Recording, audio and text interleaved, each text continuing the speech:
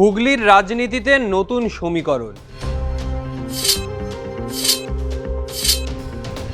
একদিকে হুগলিতে নতুন প্রার্থীদের সমাহার তৃণমূলে। হুগলি জেলার অন্তর্গত মোট 18টি বিধানসভা কেন্দ্র রয়েছে, যার মধ্যে এবারে 10টা বিধানসভা কেন্দ্রেই নতুন মুখ দিয়ে দিল তৃণমূল।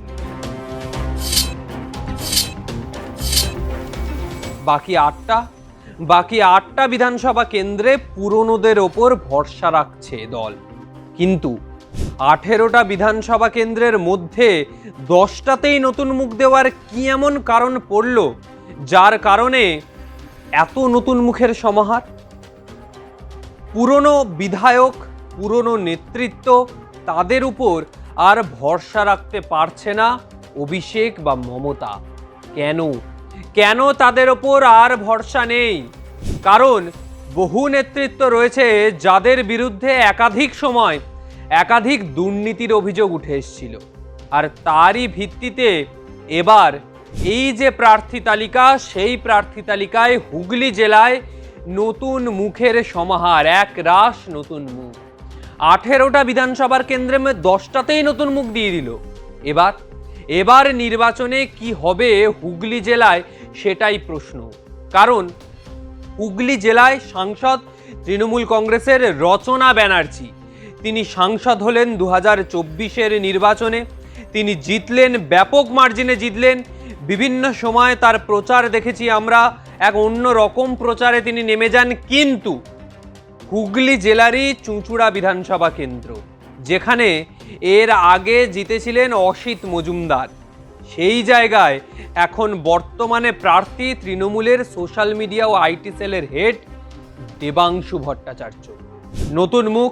একদিকে অসিত বাবু যেরকম বয়স্ক, অনেকটাই বয়স হয়ে গেছে তার, বহু প্রবীণ নেতৃত্ব, সেই জায়গায় নবীনে ভরসা চুঁচুড়া কেন্দ্রে।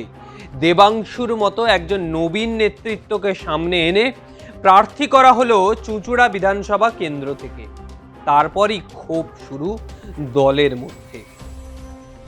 অসিত মজুমদারের অনুগামীরা বহুবার বলেছিলেন, বহুবার ক্ষোভ দেখিয়েছে, বিক্ষোভ দেখিয়েছে। এমনকি দেবাংশু অসিত মজুমদারের বাড়িতে গিয়েও তার সঙ্গে দেখা করেছেন, কোলাকুলি করেছেন। তার সঙ্গে যে প্রার্থী সুলভ যে আচরণ, সেই আচরণে তিনি ছিলেন, কিন্তু তাও গলাতে পারলেন না অসিত মজুমদারকে। অসিত মজুমদার বলছেন রচনাই হারাবে দেবাংশুকে, রচনা তৃণমূলকে হারাবে। কারণ অভিষেক ব্যানার্জি বা মমতা ব্যানার্জি যদি ঠিক করতেন যে কোন কেন্দ্রে কে প্রার্থী হবে, তাহলে মেনে নেওয়া যেত। কিন্তু রচনা ব্যানার্জি ঠিক করেছে হুগলির কোন জেলায় কে প্রার্থী হবে, কোন কেন্দ্রে কে প্রার্থী। এটা কি রচনা ব্যানার্জি ঠিক করে দিচ্ছেন হুগলির 18টা বিধানসভা কেন্দ্রের মধ্যে কোন কেন্দ্রে কাকে প্রার্থী করা হবে?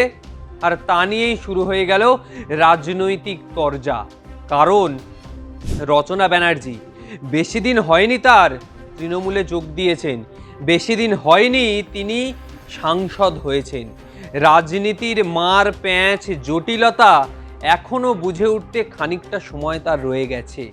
আর সেই সুযোগেই সদ্ব্যবহার করে ফেলছেন অসিত মজুমদার।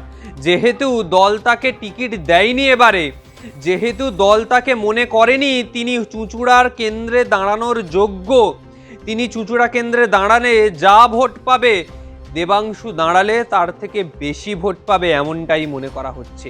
কারণ গোটা সমীক্ষা করেছে আইপ্যাকের সমীক্ষা অনুযায়ী যে কেন্দ্রে এবারে দেখছেন নতুন মুখ, সেই সমস্ত কেন্দ্রে লোকেরা বলছেন আর এই মুখ ভালো লাগছে না, তিনি কাজ করছেন না, এলাকার দুরাবস্থা, সাধারণ মানুষের জন্য তিনি কিছু করেন না, তাকে তো সারা বছর দেখতেই পাওয়া যায় না।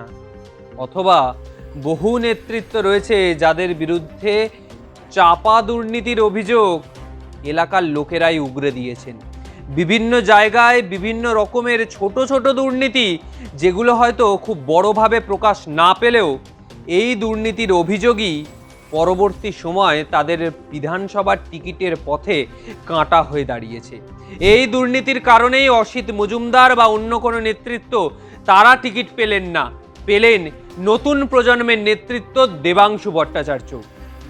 আর এই নতুন মুখের সমাহারেই বর্তমান সময়ে তৃণমূল 26-এর নির্বাচনে প্রতিদ্বন্দ্বিতা করছে। এই নতুন মুখের সমাহার একদিকে যেরকম, ঠিক সেরকমই এর সাথেই জড়িয়ে রয়েছে একাধিক রাজনৈতিক চাপানুতোর, যার মধ্যে থেকেই 26-এর নির্বাচনে হুগলি জেলায় একের পর এক নতুন মুখ, সেই নতুন মুখের সমাহারের মধ্যেই রাজনৈতিক দলবদল, দলে টিকিট না পাওয়া, দলের মধ্যে ক্ষোভ, দলের মধ্যে অসন্তোষ, গোষ্ঠী দ্বন্দ্ব আজ প্রকাশ্যে চলে আসছে।